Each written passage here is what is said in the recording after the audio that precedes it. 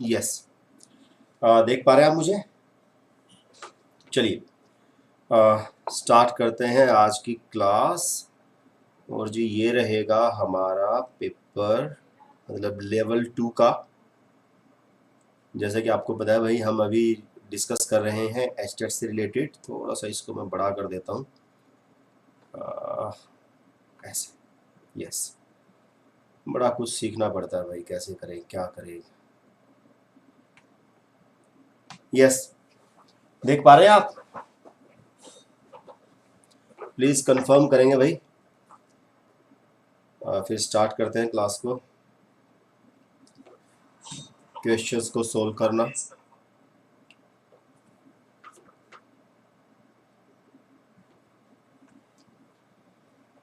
Yes, चलिए जी देख पा रहे हैं तो आपके सामने है क्वेश्चन नंबर 1। और ये जो हमारा पेपर है भाई, ये वही है हमारा एचटेट का। जैसा कि हम ये डिस्कस कर रहे हैं प्रीवियस ईयर एग्जाम्स में 2011 में जो पेपर हुआ था लेवल 2 के लिए। ठीक है जी, लेवल 2 का मतलब क्या है? जो टीजीटी के लिए होता है। टीजीटी मतलब वो टीचर्स जो ट्रेंड ग्रेजुएट टीचर होती है। ट्रेंड ग्रेजुएट टीचर का मतलब क्या कि जो बीएड करके लगते हैं मिंटू से 6 to 8 के लिए जो होते हैं हमारे लिए, वो। तो चलिए भाई, हमारा जो सेक्शन है वो रहेगा सीडीपी का अपना, वही चाइल्ड डेवलपमेंट एंड पेडागोजी। तो स्टार्ट करते हैं। यस, क्वेश्चन नंबर 1, आंसर बताना शुरू करेंगे जी। वैसे ये थोड़ा कंफर्टेबल रहता है, मुझे थोड़ा कम बोलना पड़ता है ना। शिक्षण और अधिक प्रभावी हो सकता है यदि, यस कैसे हो सकता है शिक्षण और अधिक प्रभावी, बताएंगे।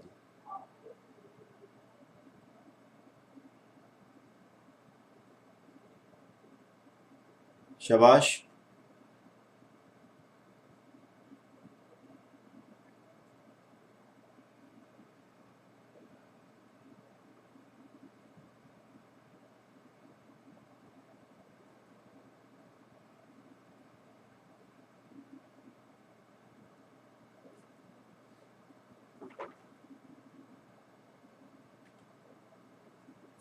यस, पूजा कौशिक जी, गुड इवनिंग।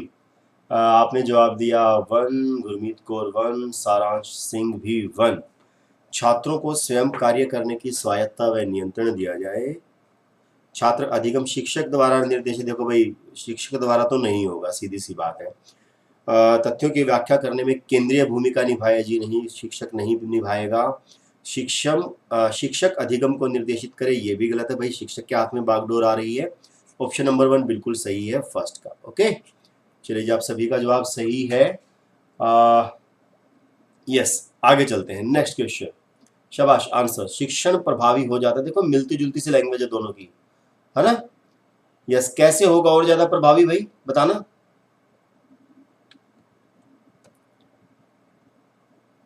शाबाश, I am looking for the options.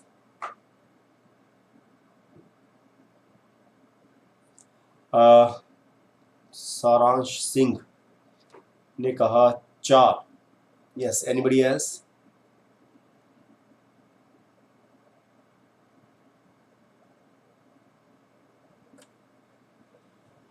Poonam Dinodia ji ने भी 4 कहा, गुरमीत कौर 4, पूजा कौशिक 4। यस, देख लेते हैं भाई। कब प्रभावित होगा? अनुदेशन के प्रयोग में लिया जाए, प्रत्यक्ष अनुदेशन, निर्देशित विधियों का प्रयोग किया जाए, मतलब ये भी टीचर सेंटर्ड है, ये भी कहीं ना कहीं टीचर सेंटर्ड आ रहा है। प्रत्यक्ष अनुदेशन काम में लिया जाए, अगेन टीचर सेंटर्ड शिक्षक की बात आ रही है। लेकिन जो फोर्थ ऑप्शन है छात्र केंद्रित अनुदेशन और अंतः क्रियात्मक, ये जो अंतः क्रियात्मक है ना जो शब्द है, ये बड़ा काम का है ना। इंटरेक्टिव मेथड मतलब इंटरेक्शन होना चाहिए, जैसे कि अब हमारा आपका हो रहा है, मैं जान पा रहा हूँ कि भाई कौन जवाब दे रहा है, कैसा दे पा रहा है, इंटरेक्टिव होना चाहिए, उन विधियों का प्रयोग किया जाना चाहिए, यही होगा बिल्कुल सही। वेरी गुड सारांश, आपने सबसे पहले जवाब दिया इसलिए। ठीक है, बाकी भाई औरों का भी सही है, पूनम दिनोदिया, गुरमीत कौर एंड पूजा कौशिक। चलिए नेक्स्ट, क्वेश्चन नंबर 3। देखिए आज के जो हमारा ये पेपर रहेगा इसमें कुछ क्वेश्चन हम अलग से भी हैं जो हम समझेंगे, तो थोड़ा सा समझ के चलेंगे कि काफ़ी क्वेश्चन इजी हैं लेकिन कुछ क्वेश्चन थोड़े से टेक्निकल भी हैं, तो उनका वेट करेंगे जब तक आ रहे हो। शाबाश। Question number 3 answer. Yes very good Saransh, 2 बार इकट्ठा दबा दिया भाई। Yes good evening sir Vipin Soni ji, good evening. अब आप जल्दी से आंसर दीजिए भाई। पूजा कौशिक, पूनम दिनोदिया ने बिल्कुल सही जवाब दिया, परमवीर सिंह ने भी। ठीक है, देखो भाई, एक उत्तम कक्षा कक्ष शिक्षक, ठीक है, एक गुड क्लासरूम टीचर क्या क्या करेगा? छात्रों की प्राकृतिक जिज्ञासा का पोषण करता है, बिल्कुल सही बात है, मतलब जो भी छात्र के अकॉर्डिंग होगा ना वो सारा सही है। छात्रों को पारस्परिक संवाद के लिए प्रोत्साहित करता है, अगेन वही आ गया इंगेज इन डायलॉग कि भाई बातें करो, ठीक है ना, हमें बातें करने से रोकना नहीं है। आमतौर पे क्या होता है, बातें मत करो, ऐसा होता है ना, वो नहीं करना है, ठीक है, बल्कि संवाद के लिए प्रोत्साहित करना है। छात्रों को वास्तविक वैश्विक परिस्थितियों में सम्मिलित करता है, ये बात भी सही, मतलब वास्तविकता की बात करेगा, चांद तारों की बातें नहीं रहेंगी। तो ये सारे ही सही हैं, यही होगा हमारा आंसर, बिल्कुल सही, ऑप्शन नंबर 4। ठीक है, हाँ जी, ये भाई घूमते रहते हैं विपिन सोनी जी, बिल्कुल, ये क्वेश्चंस जो है ये घूमते रहते हैं, सी टेट में, एच टेट में, पंजाब टेट में, सब में ये घूमते रहते हैं। ठीक है, तो चिंता मत करो, ये चीज जो नॉलेज है ना वो कहीं ना कहीं काम आती है। ठीक है, यस, इसका आंसर देंगे, सृजनात्मकता की विशेषता होती है। क्या विशेषता होती है सृजनात्मकता की? अरे वाह, सारांश सिंह तो बस इंतजार में बैठे रहते हैं कि भाई आए और मैं आंसर बताऊं। वेरी गुड, ऐसी एक अप्रोच होनी चाहिए। Very good Pooja Kaushik ji. Anybody else? Poonam Dinodia ma'am ने बिल्कुल सही कहा, एंड परमवीर सिंह, विपिन सोनी, गुरमीत कौर। यस, अब आप मुझे ये बताएंगे कि हमने यहाँ पर देखिए 3 देखे, मैं कहूँगा सृजनात्मकता की विशेषता है भाई, ओरिजिनलिटी है, फ्लुएंसी है, फ्लेक्सिबिलिटी है, बिल्कुल सही बात है। इनसे अलग मैं कहूँगा 2 और हैं, क्या आप में से कोई वो बता सकता है कि वो 2 और कौन सी होंगी? या अगर मैं कहूँ कि ओरिजिनलिटी एग्जैक्टली क्या है, फ्लुएंसी एग्जैक्टली क्या है और फ्लेक्सिबिलिटी एग्जैक्टली क्या है, ठीक है, क्या आप बता सकते हैं? यस, चलिए, अगर कहीं भी प्रॉब्लम है, अगर आपको मैं कहूँ कि भाई 2 और कौन सी हैं, मान लो इनकी जगह पे उनमें से कोई और होता तो आप पहचान पाते या नहीं पहचान पाते। ठीक है, उसके लिए मैं आपको लेके चलता हूँ थोड़ा इसकी स्लाइड के ऊपर। ठीक है, जस्ट हैंग ऑन, अभी अब की बारी दिक्कत आएगी, फिर स्लाइड में दिक्कत नहीं आएगी आपको। देखिए मैंने क्वेश्चंस के हिसाब से ना स्लाइड बना के रख ली थी कि भाई प्रॉब्लम ना हो। देखो अब हम बात कर रहे थे एट्रीब्यूट्स ऑफ 5, अगला ही बता दिया, अरे भाई ऐसा ना करो। ठीक है, फिलहाल हम एट्रीब्यूट्स की बात कर रहे हैं, एट्रीब्यूट्स ऑफ क्रिएटिविटी। क्रिएटिविटी को हम किस किस चीज़ से कहेंगे कि भाई हम विशेषताएं कह सकते हैं, एट्रीब्यूट्स कह सकते हैं, तत्व कह सकते हैं, वो कौन सी चीज़ें हैं जो रिस्पॉन्सिबल हैं क्रिएटिविटी के लिए, या वो कौन सी विशेषताएं हैं जिनके होने पर हम कहेंगे कि भाई that the child is creative. ठीक है, तो देखो भाई सबसे पहली बात तो है मौलिकता, ठीक है, जो कि अभी हमने पढ़ा, या ओरिजिनलिटी। सेकंड इज फ्लुएंसी या प्रवाह, ठीक है जी। थर्ड वन इज फ्लेक्सिबिलिटी या लचीलापन, इनके बारे में थोड़ा थोड़ा समझेंगे भी, फिलहाल आप नाम याद रखें, ये तीनों तो दी गई है। इससे अलग जो नहीं दिया गया है वो क्या है? इलेबोरेशन या विवर्धन या विस्तारण। अगर ये भी दिया गया होता है इनमें से किसी एक को हटाकर तो वो भी बिल्कुल सही जाता, आपको पता होना चाहिए कि भाई ये भी होता है। ठीक है, and this one is persistency, fifth one is persistency या दृढ़ता। ठीक है, तो ये 5 एट्रीब्यूट्स हैं किसके? क्रिएटिविटी के। ठीक है, और ये जो है हमारी वीडियो है क्रिएटिविटी की, इसमें हमने डिस्कस किए हुए भाई ओरिजिनलिटी क्या होती है, ठीक है ना, being different from others originality है। ठीक है, तो ये थोड़ा सा उसमें इफेक्ट्स वगैरह डाल के समझाया हुआ है। फ्लुएंसी क्या है, ठीक है ना, समस्या पर दिए गए अधिकाधिक विचारों अथवा प्रत्युत्तरों को प्रस्तुत करने की क्षमता, आप किस तरीके से, आप कितने फ्लुएंटली किसी एक चीज को एक्सप्लेन कर सकते हैं, ठीक है, या किसी चीज को बता सकते हैं, तो वो क्या है? फ्लुएंसी है। एक है फ्रीक्वेंसी, अभी हमने जैसे देखा ना, now what is sorry flexibility, fluency के बाद flexibility. Yes, this one is flexibility. ये क्या है? समस्या के समाधान के लिए दिए गए उत्तरों के प्रकारों की संख्या, कि आप कितने प्रकार के फ्लुएंटली आप कितने प्रकार के उत्तर दे सकते हैं। जैसे कि मैं कहूँगा कि भाई जो मैंने यहाँ पे एग्जांपल दिया है कि भाई जो कपिल शर्मा है वो केवल एक रोल नहीं करते हैं, वो अलग अलग प्रकार के कई रोल कर देते हैं और फ्लुएंटली कर देते हैं, जिसकी वजह से वो ज्यादा क्रिएटिव हो जाते हैं। आप समझ रहे हो ना, एक आदमी एक काम कर रहा है बड़ा फ्लुएंटली, लेकिन एक आदमी 10 काम कर रहा है और वो सारे के सारे फ्लुएंटली कर रहा है। तो जो सब पहली था वो तो फ्लुएंट था, जो दूसरा था वो क्या है, फ्लेक्सिबिलिटी, लचीलापन है उसमें।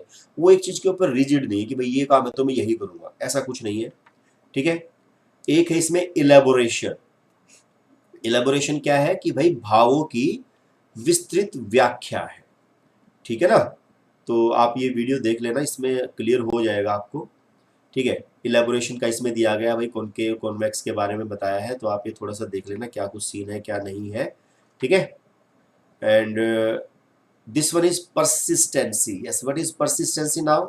एक सेकंड भैया, ये क्या हो रहा है, मैं वो चला रहा हूँ, ये चल रहा है, एक सेकंड, ये पहना। ठीक है, एक है भाई परसिस्टेंसी। परसिस्टेंसी का मतलब दृढ़ता।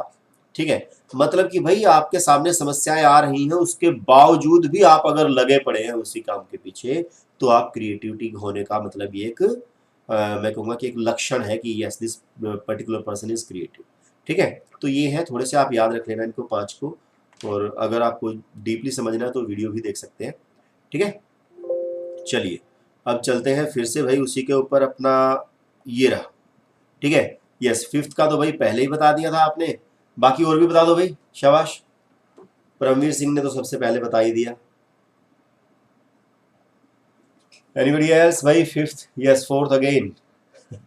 चलिए, सारांश ने बताया था, yes, four again, four, yes, very good. Yes, good evening Abha Sharma जी।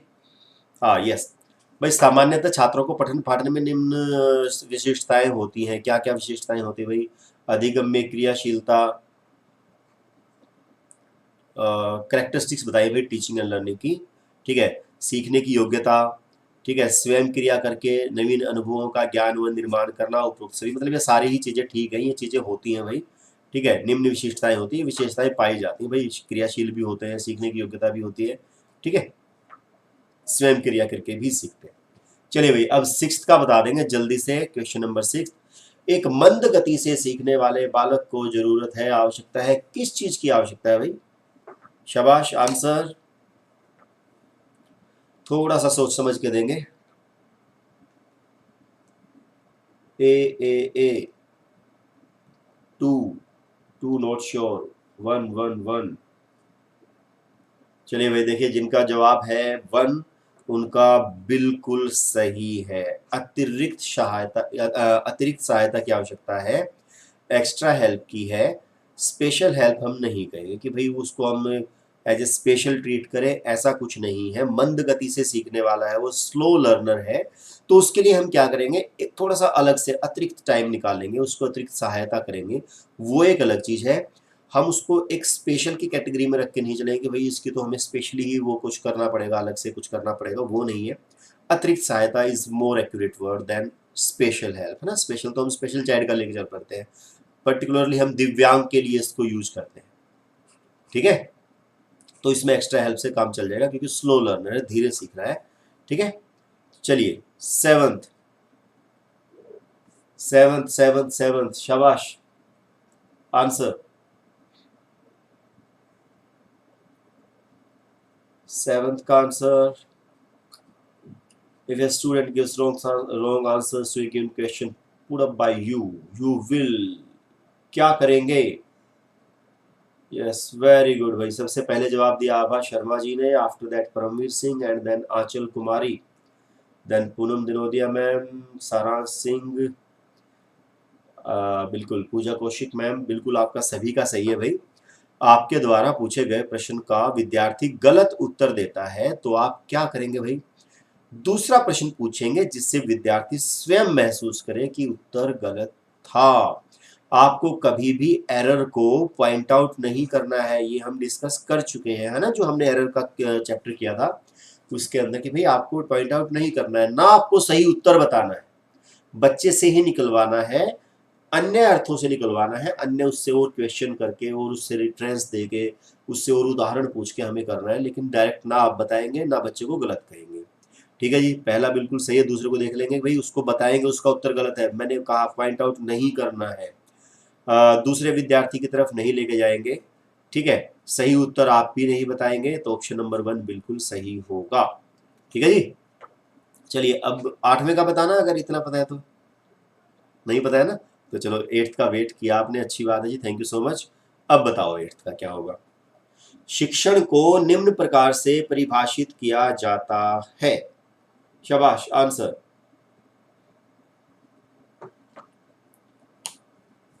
यस, सारांश, परमवीर सिंह एंड आंचल कुमारी, तीनों का जवाब बिल्कुल सही है, सबसे पहले इन्हीं का आया है। बाकी भाई पूनम दिनोदिया मैम, आभा शर्मा जी थोड़ा सा करेक्ट करेंगे। ठीक है, गुरमीत कौर वेरी राइट। देखो भाई सीधी सी बात है, शिक्षण को परिभाषित किया जाता है, एक तो है हमारा अधिगम का सरलीकरण, मतलब हम फैसिलिटेट, इस शब्द को पकड़ लो।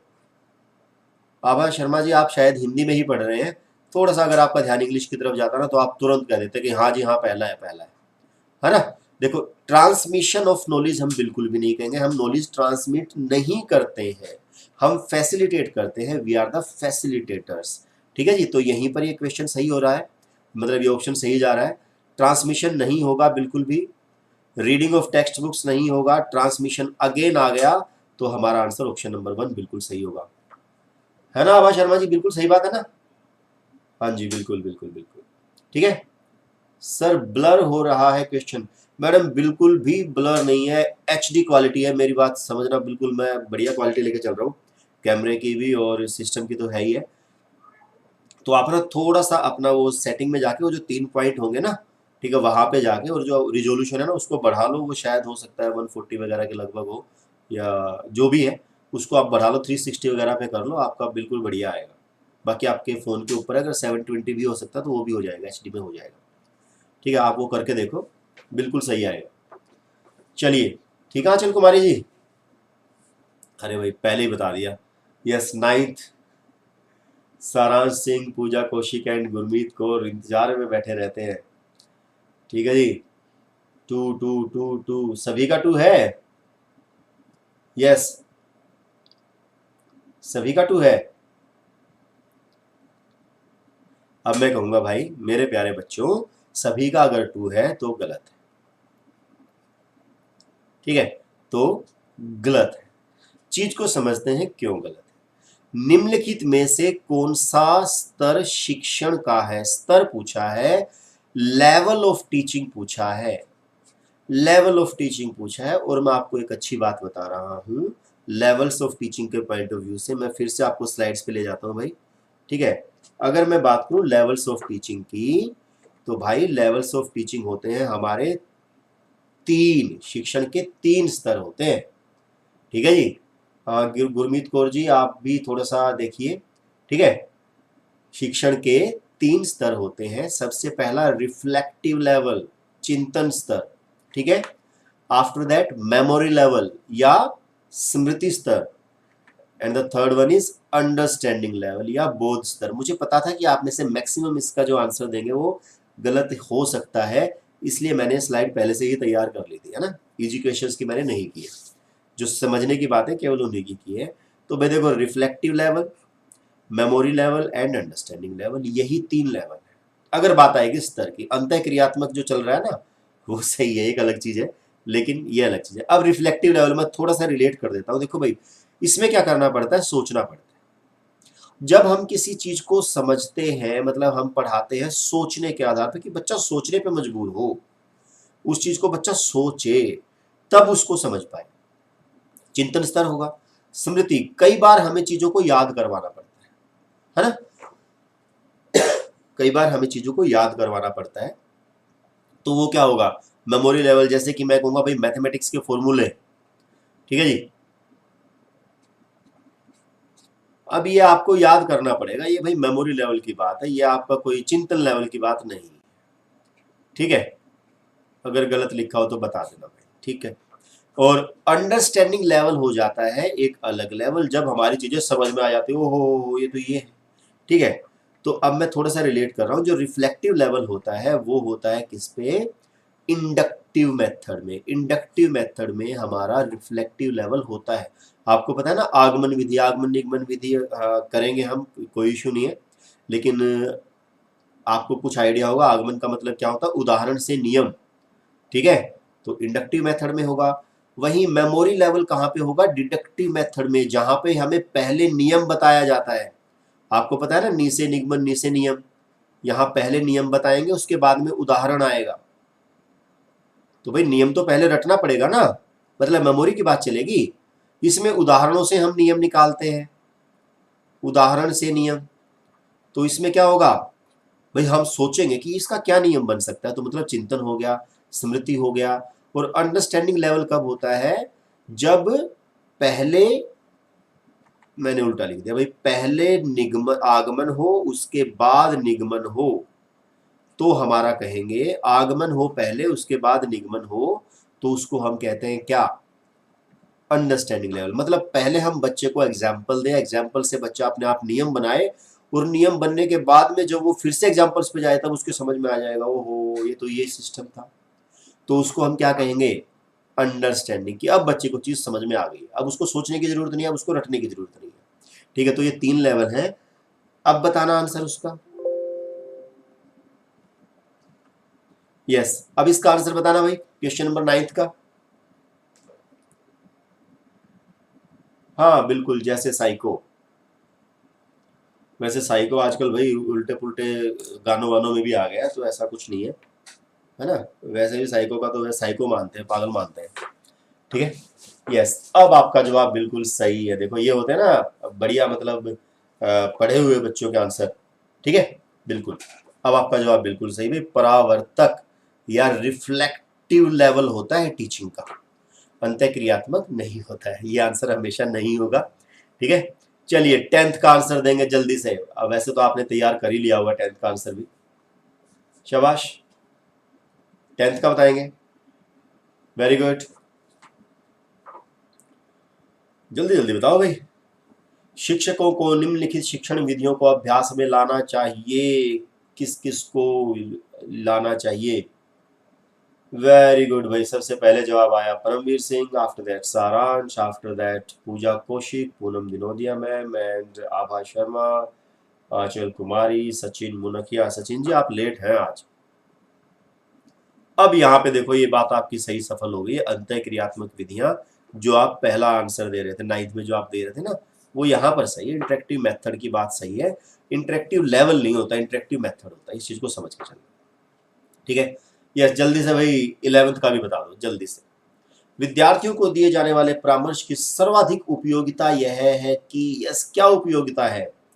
Counselling to students is most useful for, किस लिए यूजफुल है भाई? 11th का 3, 9/10, ये क्या लिखा है मैडम? पूजा कौशिक जी, यस, आभा शर्मा, सारांश सिंह, पूनम दिनोदिया एंड आंचल कुमारी, गुरमीत कौर, सचिन मुनखिया, बिल्कुल सभी का जवाब सही है भाई। परामर्श से क्या होगा, आप बच्चों को काउंसलिंग करते हैं, उससे क्या बेनिफिट होगा? उससे उनका सेल्फ कॉन्फिडेंस बढ़ता है ना। बिल्कुल सही बात है भाई, उससे उनको एक आत्मविश्वास में अभिवृद्धि होती है, उनका बढ़ता है, ग्रो करता है उनका सेल्फ कॉन्फिडेंस। बिल्कुल सही जवाब है। ज्ञान नहीं बढ़ता है, कौशल भी नहीं बढ़ता है। दुनियादारी में सफल बने ना बने वो एक अलग चीज है, लेकिन हाँ एक बार के लिए कॉन्फिडेंस जरूर बढ़ जाता है कि हाँ भाई मैं कुछ कर जाऊंगा। चलिए, क्वेश्चन नंबर 12, आंसर। बहु ग्रेड अध्यापन वह है जिसमें multi grade teaching is that where in, क्या है मल्टी ग्रेड टीचिंग? यस,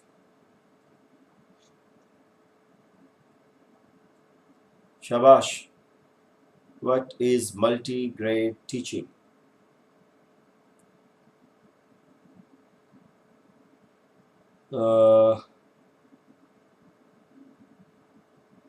चलिए शाबाश,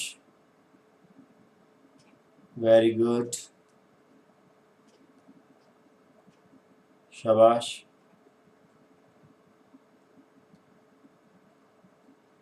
चलिए देखिए भाई, मेरे पास जो सही जवाब आए हैं वो परमवीर सिंह, पूनम दिनोदिया एंड सारांश के सबसे पहले आए हैं। एंड सचिन मुनखिया जी, आपने एक बार चेंज किया, दूसरी बार फिर से चेंज किया, दोनों बार ही थोड़ा सा गड़बड़ में है आपका ऑप्शन। देख लेते हैं भाई। देखो आप जहाँ पे गलती करें ना सचिन जी, मैं एक छोटी सी बात बता रहा हूँ, आप शायद टीचिंग पे ध्यान नहीं दे रहे हैं, है ना। आप देखो क्या कह रहे हैं, मान लो आपने फर्स्ट कहा एक विद्यार्थी एक ही समय में एक से अधिक कक्षाएं उत्तीर्ण कर सकता है, तो इसमें टीचिंग कहाँ से हुई? टीचिंग तो नहीं हुई, तो ये तो नहीं होगा, है ना। लॉजिकली भी अगर सोचें, कक्षावार अध्यापन का कोई अर्थ नहीं है, ये तो कोई बात ही नहीं हुई। अर्थ क्यों नहीं है भाई? कक्षावार अध्यापन होना चाहिए, है ना। जबकि टीचिंग इसके अंदर आएगी, एक अध्यापक को एक ही समय में एक से अधिक कक्षाओं के बच्चों को पढ़ाना पड़ता है। भाई पढ़ाना पढ़ना क्या मतलब है? टीचिंग, ठीक है। और टीचिंग का मतलब क्या? अध्यापन, और अध्यापन का मतलब क्या? ऑप्शन नंबर 2 बिल्कुल सही होगा। और तो बन ही नहीं रहे हैं, ये तो बिल्कुल गलत हो गया। फर्स्ट वाले में क्या आया था अपना? विद्यार्थी के बारे में, कक्षा उत्तीर्ण करने की बात कर रहे हैं, टीचिंग की तो बात ही नहीं कर रहे हैं, तो ऑप्शन नंबर 2 ही सही होगा। ओके, चलिए क्वेश्चन नंबर 13। यस 13 का आंसर देंगे। यस, हेलो विकास कुमार जी, आप बड़े लेट आते हो भाई, थोड़ा सा टाइम पे आओ भाई, आधा पेपर कर भी दिया हमने।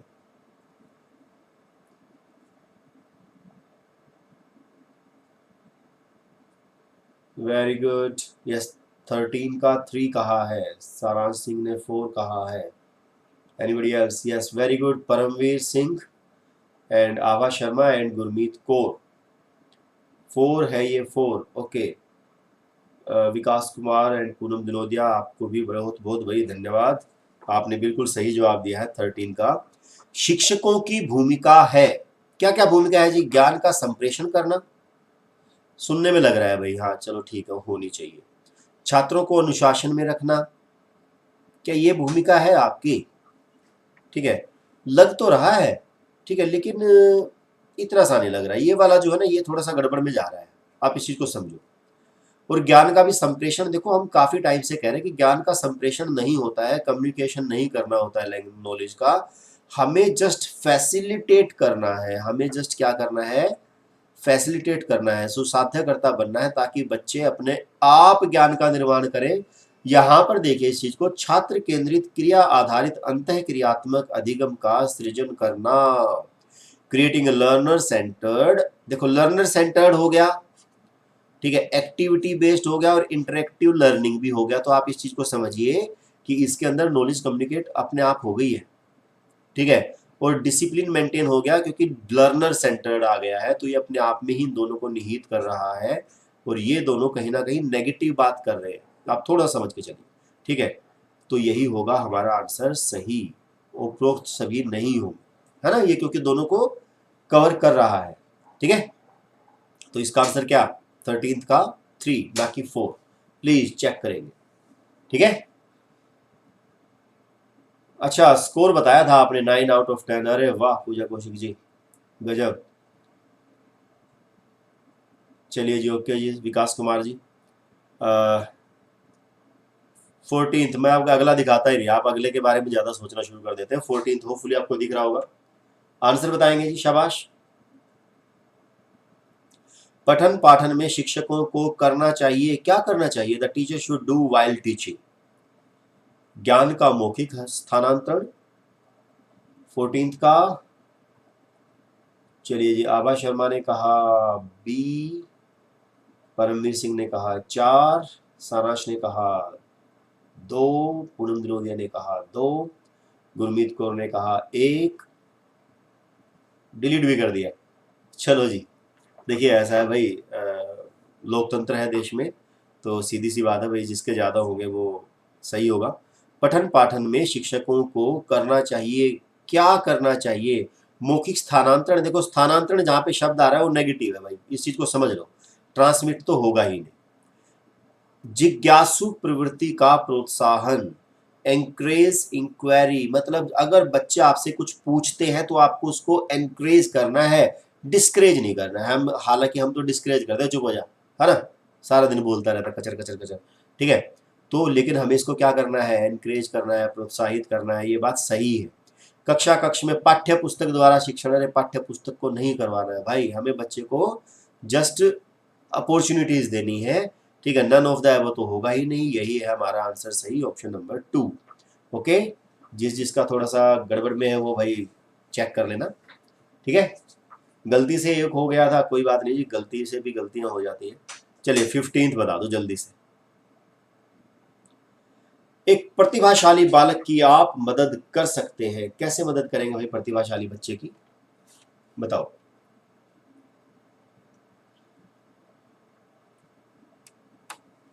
शाबाश, हिंदी में नहीं देखा प्लीज।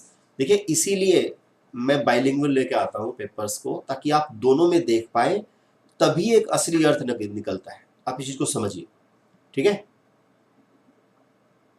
यस, सभी धड़ाधड़ 4 4 4 4 कह रहे हैं भाई, ठीक है। तो भाई सबकी बात माननी पड़ेगी। सचिन जी आप एक बार थोड़ा दोबारा से देखिए क्या कुछ कहना चाह रहे हैं। एक प्रतिभाशाली बालक की मदद आप कर सकते हैं, कैसे?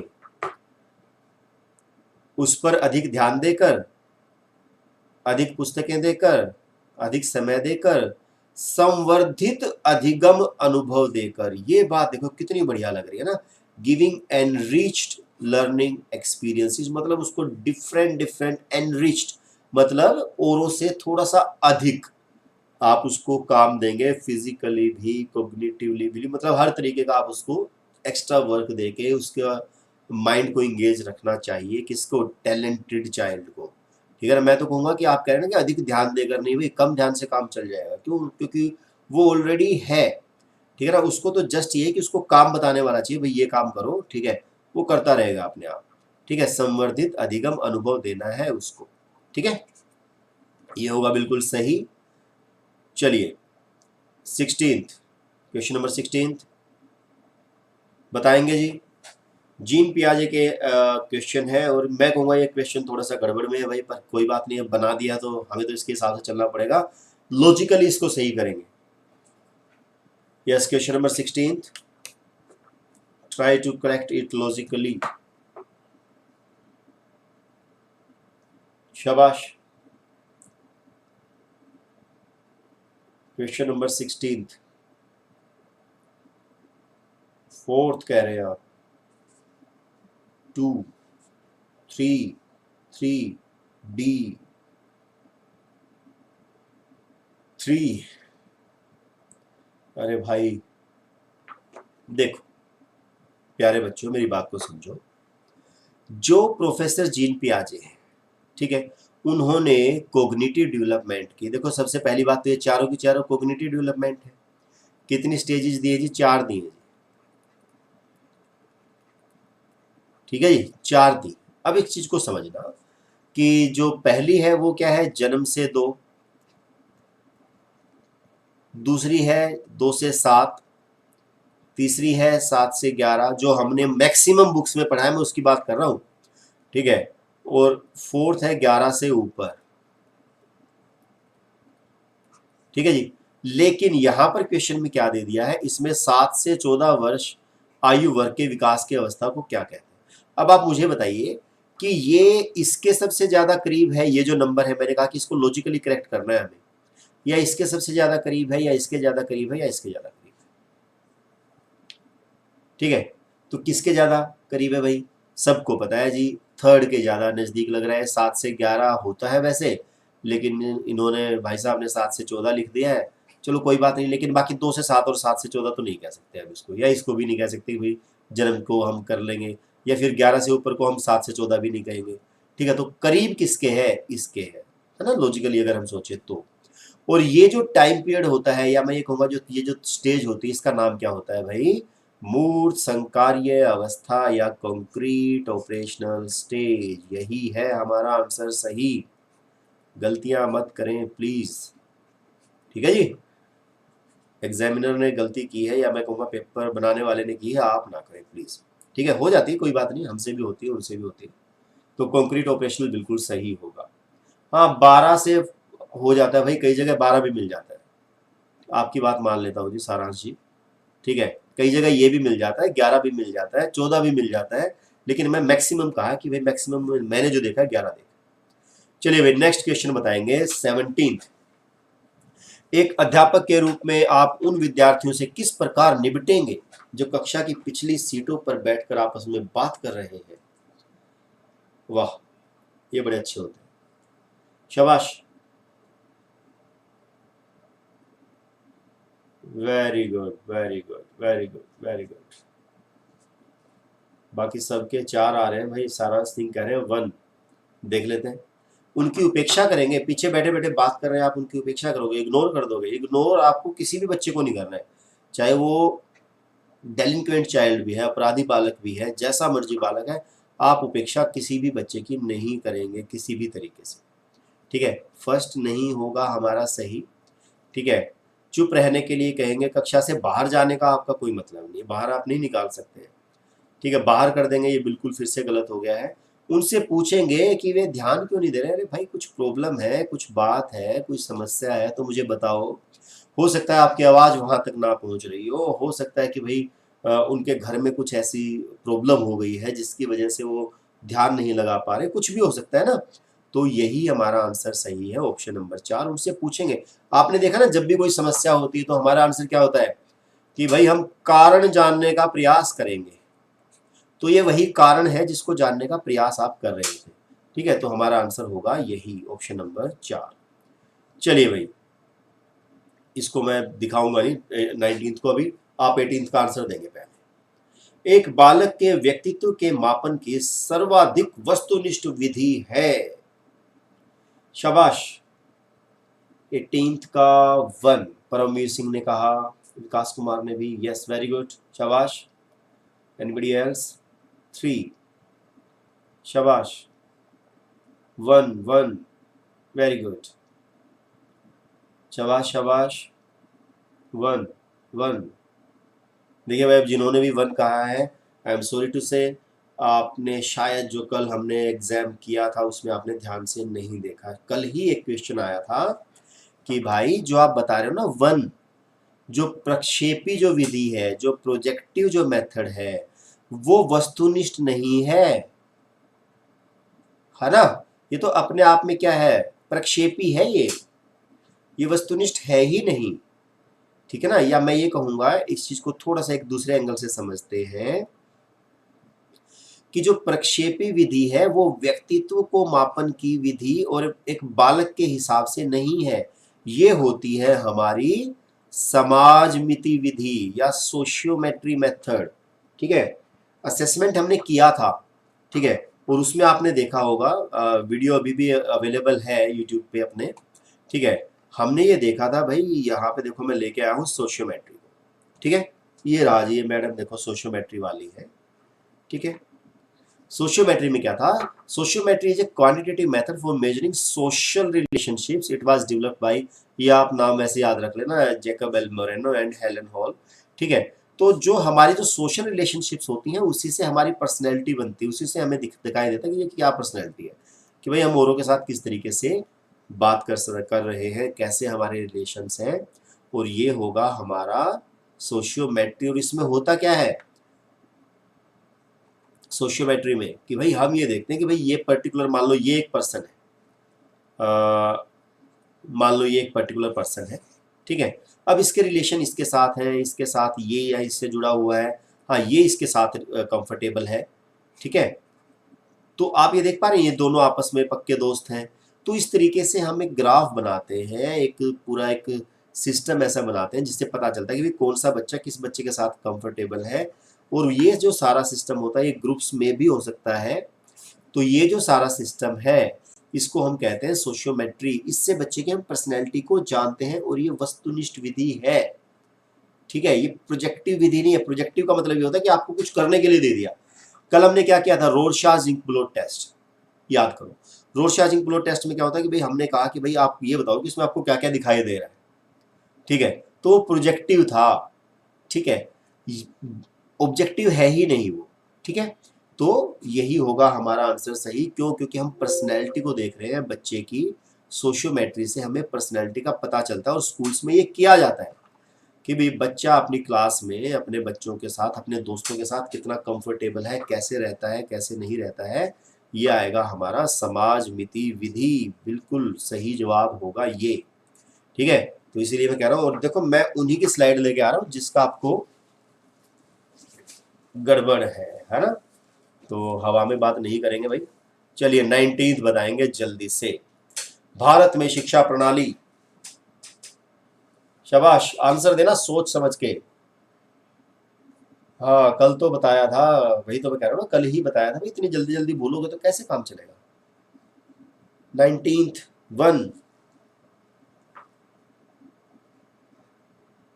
4 1 1। अरे भाई सारांश हरियाणा से हो क्या? देखो मैंने कल भी यही कहा था भाई, जो हरियाणा वाले होते हैं ना, वो बिल्कुल सीधी सीधी बात करते हैं और जो सच्चाई है वही करते हैं। और भारत में शिक्षा प्रणाली भाई परीक्षा के लिए तैयार करती है। आप अपने आप को देखो, आप अपने आप को देखो थोड़ा सा, कि अभी आप जैसे पढ़ रहे हैं, ठीक है, तो आपको जो मेन लक्ष्य है ना वो यही है कि भाई हमारा एग्जाम होगा, तो उसके लिए हमें पढ़ना है ना। आप इसलिए थोड़ी पढ़ रहे हैं कि भाई ये मेरे आगे जाके जीवन में काम आएगी। क्यों? क्योंकि भाई हमारा जो एक सेट ऑफ माइंड है, हमारी जो शिक्षा प्रणाली है, हम बचपन से ही यही करते आए हैं कि जब एग्जाम होंगे तब पढ़ लूंगा, जब नहीं होंगे तब मैं नहीं पढ़ूंगा, है ना जी। एग्जाम में अगर आप पढ़ लोगे, अच्छे नंबर आएंगे, आपका ये हो जाएगा, वो हो जाएगा। बचपन से ही हमारे अंदर ये चीजें क्या कर दिया गई, भर दी गई है दिमाग में ना। एक हमारा माइंड ऐसा बना दिया गया है कि हमें यही लगता है भाई एग्जाम होगा तो पढ़ना है, अदरवाइज नहीं पढ़ना है। तो और भाई मैंने जैसे कल भी कहा था कि जो हरियाणा वाले हैं भाई वो थोड़ा सा साथ सीधा सीधा बोल देते हैं, तो ये सीधा सीधा ही बोल रहे हैं, प्रिपेयरिंग फॉर एग्जामिनेशन, उसके लिए तैयार कर रही है अभी। ठीक है, जीवन के लिए। अब सोच के देखो कि भाई शिक्षा प्रणाली जो है क्या वो जीवन में कहीं एप्लीकेबल है? प्रैक्टिकली अगर देखा जाए तो आपने इतना पढ़ा है, आप में से सभी कम से कम भाई ग्रेजुएट पोस्ट ग्रेजुएट तो है ही, ठीक है, लेकिन क्या वो सच में आपके जीवन में काम आ रही है? एग्जैक्टली नहीं। ठीक है, तो भाई यहाँ पर थोड़ा सा इस चीज़ को ध्यान में रखना। व्यवसाय के लिए भी काम नहीं आ रही है, आप चीज़ को समझिए क्या कीमत है आज के टाइम पे अगर प्राइवेट स्कूल्स को देखें तो।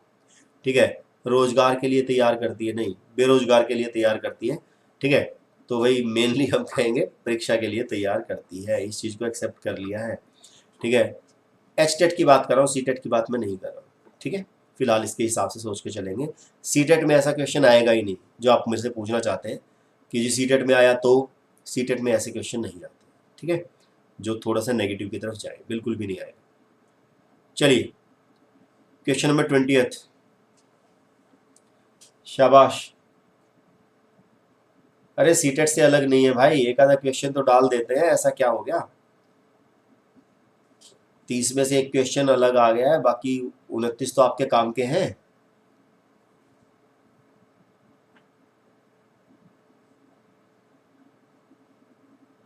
एजुकेशन सिस्टम में नहीं, हरियाणा लिखना था। हाँ गलती हो गई इनसे। चलिए 20th का आंसर बताएंगे। शाबाश, विकास कुमार, परमवीर सिंह, सारांश सिंह, विनोदिया मैम, पूनम विनोदिया मैम। हाँ बिल्कुल, ये ऑप्शन होता ही नहीं, ये बात बिल्कुल सही है। ठीक है, आंचल कुमारी, हरपाल सिंह, सचिन मुनखिया एंड गुरमीत कौर, सभी का जवाब बिल्कुल सही है। एक शरारती बालक अन्य को परेशान करता है, अध्यापक उसकी समस्या का कारण किस विधि का प्रयोग करना चाहिए? Case study method. यहाँ पर हम केस स्टडी मेथड का प्रयोग करेंगे। केस स्टडी मेथड में देखो, ऑब्जर्वेशन से काम नहीं चलेगा, एक्सपेरिमेंट क्या करोगे उसके ऊपर, वो वही औरों के ऊपर कर रहा है। और सॉरी, सर्वे मेथड से काम नहीं चलेगा, सर्वेक्षण से और ऑब्जर्वेशन से भी काम नहीं चलेगा, हमारा तो भाई वैयक्तिक अध्ययन से काम चलेगा।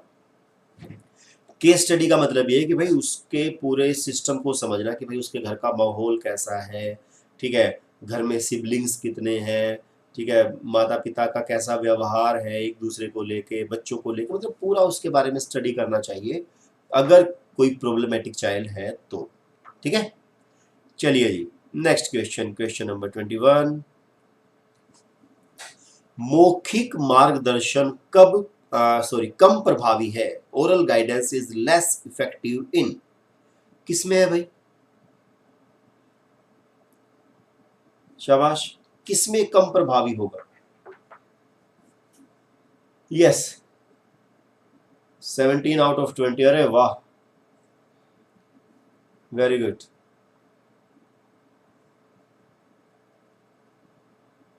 एग्जाम में कराए हुए क्वेश्चन आए तो फिर मतलब डिस्कस किए हुए क्वेश्चन आए तो एक बार याद कर लेना जरूर से।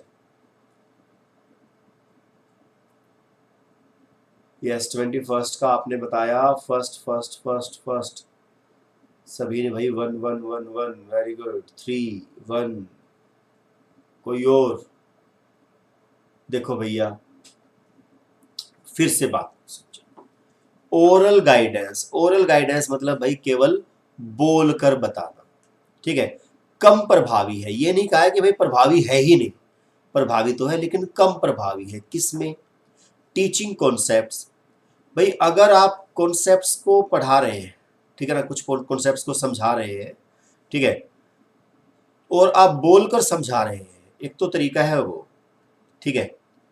एक है टीचिंग फैक्ट्स, भाई आप किसी फैक्ट के बारे में बता रहे हैं कि भाई जो धरती है वो गोल है, आपने बोल के बता दिया, ठीक है जी, एक है ये। और एक है टीचिंग स्किल्स, इसको तो हम मान ही नहीं रहे हैं, है ना, क्योंकि लेस इफेक्टिव का है तो भाई फोर्थ ऑप्शन तो अपने आप खत्म हो गया, नन ऑफ द अबव तो हो ही नहीं सकता। टीचिंग स्किल्स, स्किल्स का मतलब ये होता है कि भाई आपको साइकिल चलाना सीखना है, वो एक स्किल है, आपको तैरना सीखना है, वो एक स्किल है, आपको बुनाई सीखनी है, वो एक स्किल है, ठीक है ना, आपको पब्लिक स्पीकिंग सीखना है, वो एक स्किल है, आपको राइटिंग सीखना है, वो एक स्किल है, ठीक है। तो अब आप इन तीनों के हिसाब से बताइए कि सबसे कम लेस इफेक्टिव ओरल गाइडेंस किस में रहेगा? अब बताओ, किसी कॉन्सेप्ट को बताने में, या किसी फैक्ट को बताने में, या किसी स्किल को सिखाने में? आंसर तो बता दो भाई, शाबाश, दोबारा से आंसर देंगे। मे बी 3, हाँ अब देखो सही लाइन पे चल रहे हैं, है ना भैया ना, अब देखो बिल्कुल बिल्कुल बिल्कुल, अब बिल्कुल आपका सभी का सही है। स्किल, स्किल का मतलब ये है कि भाई मान लो मैं यहाँ पर बैठ के, है ना, मैं ऐसे ही कैमरे के सामने बैठ के और आपको ये चीजें बता रहा हूँ, ये कॉन्सेप्ट्स के बारे में बता रहा हूँ, ठीक है, तो कहीं ना कहीं इफेक्टिव है, तभी तो हम कर रहे हैं, नहीं तो कौन करेगा भाई। फैक्ट्स के बारे में मैं बताऊं, वो भी कहीं ना कहीं इफेक्टिव है।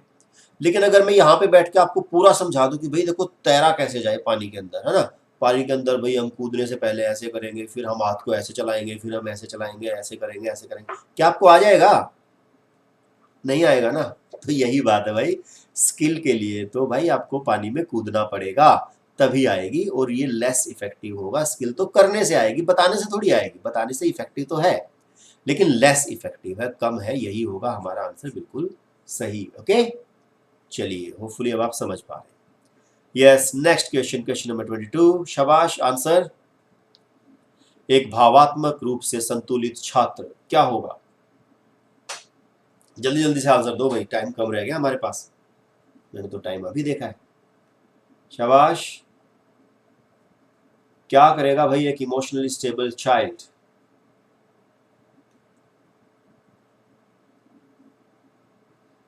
वेरी गुड भाई, परमवीर सिंह, सारांश सिंह एंड आंचल कुमारी का जवाब मेरे पास सबसे पहला आया है और बिल्कुल सही है। कक्षा कक्ष में अपने सहपाठियों से मैत्रीपूर्ण सहसंबंध रखता है, क्यों? क्योंकि वो भावात्मक रूप से संतुलित है, ठीक है। प्रभावी अंतःक्रिया नहीं करता, क्यों नहीं करता? अगर नहीं करेगा तो फिर संतुलित कहां से रहा? नवीन विचारों में योगदान नहीं देता, ऐसा भी कुछ नहीं है, नेगेटिव जा रहा है। विचारों का सम्मान नहीं करता, ये भी नेगेटिव है, तो भाई 1 ही तो सही है, ठीक है, ये हमारा आंसर होगा बिल्कुल सही। यस नेक्स्ट, नेक्स्ट बताएंगे भाई, शिक्षक की भूमिका क्या है? वेरी गुड, इजी क्वेश्चन है, जल्दी से बता दो, बस आंसर आया और आगे चले, 23 हो जाएंगे फिर। वेरी गुड, 23rd का है फोर्थ, वेरी गुड भाई, सबसे पहले परमवीर सिंह ने बताया, after that Aanchal Kumari, Vikas Kumar and Saransh Singh, पूजा कौशिक, बिल्कुल सही बात है भाई। एक बार ऐसा आते ही ना, एक बार इंग्लिश में देख लिया करो, मैं पहले बता रहा हूँ आपको, रोल ऑफ टीचर आते हैं एक बार इंग्लिश की तरफ भाग जाया करो, तुरंत आपको दिख जाएगा यही लिखा हुआ, ठीक है, facilitating the of knowledge construction. Okay चलिए जी, 24th, देखो इनके क्वेश्चन भी बिल्कुल छोटे छोटे होते हैं ना, सीटेट में कितने लंबे लंबे क्वेश्चन होते हैं, लैंग्वेज थोड़ी टफ होती है, लेकिन फिर भी ऐसे क्वेश्चन भी बनते हैं, डायरेक्ट क्वेश्चन भी बन जाते हैं, ऐसी कोई बात नहीं है। चलिए जी, बने रहना जरूरी है। 24th का क्या होगा भाई? Stimulus variation. ये तो अपनी एक स्किल भी आती है ना, हम करते हैं भाई वो माइक्रो टीचिंग में, स्टिमुलस वेरिएशन है। देखो ये सबके ये सारी चीजें अपने आप में लिए बैठे हैं, है ना। अटेंशन को पाने के लिए और ध्यान केंद्रित करने के लिए क्या क्या करेंगे भाई? हम स्पीकिंग लाउडली करते हैं भाई, शामपट पर भी लिखते हैं, चित्र बनाकर भी करते हैं, लेकिन ये सब किसके अंडर आ जाते हैं? उद्दीपन परिवर्तन के द्वारा, स्टिमुलस वेरिएशन के, है ना। कैसे कैसे हम वेरिएशन लेके आएंगे अपने टीचिंग में, उससे हो जाएगा स्टिमुलेट करने के लिए बच्चों को। शाबाश। क्वेश्चन नंबर 25, जल्दी से करते हैं भाई finish. Question number 25, answer. Very good भाई परमवीर सिंह, शाबाश, आप बहुत अच्छा कर रहे हैं। बहुत ही जल्दी आप टीचर बनने वाले हैं, आपके अंदर कई सारे लक्षण दिखाई दे रहे हैं। Yes, very good. Vikas Kumar, Saransh Singh, आंचल कुमारी, पूनम दिनोदिया जी, और सभी का जवाब बिल्कुल सही है भाई। अनुकूलीय एवं सकारात्मक व्यवहार के लिए छात्र में निम्न जीवन कौशल आवश्यक है। कौन सा भाई? अंतर्वैयक्तिक संप्रेषण बिल्कुल आवश्यक है भाई। निर्णय लेने की योग्यता भी होनी चाहिए। भावनाओं और तनाव के साथ सामंजस्य, बिल्कुल सारे के सारे सही, सारे का सारा आंसर होंगे हमारा ऑप्शन नंबर 4। चलिए क्वेश्चन नंबर 26, यदि एक विद्यार्थी कोई प्रश्न पूछता है जिसका उत्तर आपके पास नहीं है तो आप क्या कहेंगे? अब यहाँ पे ये मत बोलना कि जी हरियाणा का, तो हम सही सच वाली बोलेंगे। यहाँ पे सच नहीं बोलना है, ठीक है, कि टालने का प्रयास करेंगे, या ये बोल देंगे कि बेतुका है ना, तो गड़बड़ हो जाएगी भाई। कभी आप पूरे पक्के हरियाणवी बनने की सोच जाओ। यस, 26वां question number 26, answer. Saransh Singh जी, आप टालने का प्रयास करेंगे? छोड़ यार, मैंने सुना नहीं, है ना। चलो भाई और बताओ, और पूछो। ऐसा नहीं है, अवॉइड नहीं करेंगे, प्रश्न का जवाब ढूंढेंगे और अगले दिन उसे बताएंगे, ये बात सही जा रही है ना भाई। कह देंगे भाई आज देखो मुझे नहीं पता, कल मैं बता दूंगा, ढूंढ के बता देंगे, सिंपल सी बात है ना। ये तो हम वैसे भी करते हैं, टालेंगे नहीं। अभी इतना हरियाणा वाला भी नहीं बनना है भाई सारांश सिंह जी, ठीक है, थोड़ा सा कंट्रोल करो। चलिए क्वेश्चन नंबर 27, देखो क्या करेंगे एक अलग चीज होती है, क्या होता है वो एक अलग चीज है ना। वो जो वो वाले क्वेश्चन थे ना, उनमें क्या होता है वो एक अलग चीज है, क्या करेंगे, आप क्या करेंगे, आप तो आदर्श है ना, वो बताना है। शाबाश। आंसर 27 का, वेरी गुड भाई परमवीर सिंह अगेन, सबसे पहले जवाब सही। After that Vikas Kumar, Saransh Singh and Gurmeet Kaur, Aanchal Kumari and Poonam Dinodia ma'am, बिल्कुल सही जवाब है भाई। छात्रों को और शिक्षक में पारस्परिक अंतः क्रिया को प्रोत्साहन मिले, किसके लिए? चिंतनशील शिक्षा कक्षा कक्ष में ऐसी परिस्थिति उत्पन्न करता है कि छात्र को, ठीक है जी, पारस्परिक अंतः क्रिया करने के लिए अवसर मिलना चाहिए, ये अच्छी चीज है ना। प्रमोट करना है मैसेज को, इंटरेक्शन को। Yes, next question, question number 28, बिल्कुल we are about to finish. क्या है भाई? शिक्षा का उद्देश्य होना चाहिए, क्या उद्देश्य होना चाहिए भाई? To develop vocational skills, to develop social awareness, to prepare students for examination, to prepare students for practical life. Answer again भाई, वेरी गुड। अब की बार विकास कुमार ने बाजी मारी भाई। विकास कुमार, परमवीर सिंह, आंचल कुमारी, सारांश सिंह एंड पूनम दिनोदिया जी, सभी का आंसर है जी ऑप्शन नंबर 4, विद्यार्थियों को व्यवहारिक जीवन के लिए तैयार करना। To prepare the students for practical life, आपको उन्हें प्रैक्टिकल लाइफ के लिए तैयार करना चाहिए। ओके, एग्जामिनेशन का नहीं होगा, पता है आपको, सोशल अवेयरनेस होना चाहिए, ठीक है, लेकिन सबसे ज्यादा क्या है भाई, ये ज्यादा जरूरी है। Okay, question number 29, the second last question. एक छात्र को मार्गदर्शन देने के लिए एक अध्यापक को जानना अत्यावश्यक है। क्या अत्यावश्यक है? सबसे ज्यादा आवश्यक क्या है? शाबाश। आंसर अरे भाई डिलीट क्या कर दिया। वेरी गुड भाई, परमवीर सिंह। कोमल सुहाग, बड़े लेट आए madam. After that Aanchal Kumari and Saransh Singh. Gurmeet Kaur, सभी का जवाब बिल्कुल सही है भाई।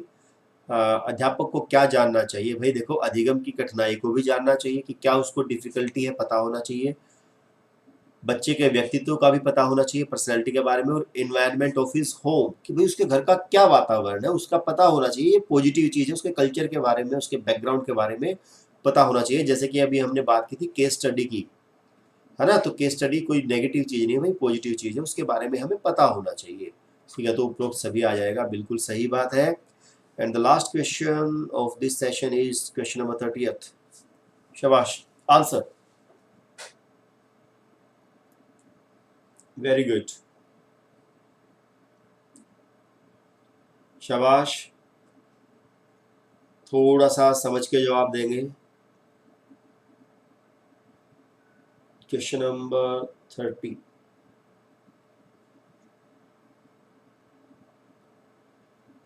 Which of the following is the nature of educational psychology? Second third. देखो भैया प्यारे बच्चों, अभी जहां पर आपको थोड़ा सा कंफ्यूजन है वो मैं आपको दूर कर देता हूँ। देखो कला तो है नहीं, ठीक है, एक है विज्ञान और एक है विध्यात्मक विज्ञान या पॉजिटिव साइंस। ठीक है, विध्यात्मक बना है विधि से, ठीक है। विधि मतलब क्या है कि भाई यहाँ पर ये वो विज्ञान की बात है जो बिहेवियरल है। आप इस चीज को समझिए, मनोविज्ञान की बात आ रही है जो बिहेवियरल है। पॉजिटिव का मतलब यही है यहाँ पर कि भाई जिसको हम अपनी प्रैक्टिकल लाइफ में होता हुआ देख सकते हैं। जैसे कि मैं आपको एक विज्ञान की बात कहूँ कि भाई एक एटम के अंदर एक न्यूक्लियस होता है, न्यूक्लियस के अंदर प्रोटॉन होते हैं, न्यूट्रॉन होते हैं, ठीक है, गलत हो तो बता देना, और भाई बाहर इलेक्ट्रॉन होते हैं वो घूमते रहते हैं, है ना, माइनस वाले। ये न्यूट्रॉन न्यूट्रल होता है, ठीक है, जो प्रोटॉन होता है ये पॉजिटिव होता है, ठीक है, कुछ ऐसा सा होता है, ठीक है। अब ये जो विज्ञान है, विज्ञान तो ये भी है, ठीक है, लेकिन ये वो चीज है जिसको हम अपनी लाइफ में देख नहीं पाएंगे। लेकिन अगर मैं बात करूं मनोविज्ञान, मनोविज्ञान एक ऐसी साइंस है जिसको हम डेली अपनी लाइफ में देख सकते हैं। मैं कहूंगा कि भाई दुनिया में लगभग लगभग 7 अरब आदमी हैं जिनको हम देख के समझ सकते हैं, इंक्लूडिंग यू, और कोई ना मिले तो खुद को देखना शुरू कर दो, आपको मनोविज्ञान समझ में आ जाएगा। ठीक है, तो मतलब ये विज्ञान से कहीं ना कहीं एक ऊपर वाली स्टेज है जिसको हम बिल्कुल अपने महसूस कर सकते हैं, खुद से देख सकते हैं, ये हमारा खुद का विज्ञान है। तो इसको हमने कहा पॉजिटिव साइंस, तो ये ऑप्शन ज़्यादा करेक्ट होगा साइंस के कंपेरेटिवली, और यही है हमारा आंसर, ऑप्शन नंबर 3। और ये सच्चाई है भाई, जब आप अपने आप को देखना शुरू करते हैं तो फिर एक अलग ही मज़ा आता है, दूसरों को देखने की ज़रूरत ही नहीं पड़ती है। ठीक है, तो ये होगा भाई हमारा आंसर इसका, पॉजिटिव साइंस, बिल्कुल सही। अगर यहाँ पे बिहेवियरल होता तो आप शायद ज़्यादा अच्छे से कर पाते अगर ये वाला होता तो, लेकिन आप इसको यही समझ के चलेंगे। ठीक है, तो हमारा आंसर होगा ऑप्शन नंबर 3, बिल्कुल सही। तो भाई चलिए कल मिलते हैं। अब जो क्लास है वो डेली ही रहेगी, कुछ ना कुछ टॉपिक चलता रहेगा, तो कल मिलते हैं इसी टाइम पे 8 बजे। तो तब तक के लिए भाई थैंक यू सो मच, आप आज आए यहाँ पर, एंड गुड नाइट। मिलते हैं कल। Have a nice day and stay tuned with Pavitra academy. Okay, चलिए, good night all and good day to Poonam Dinod.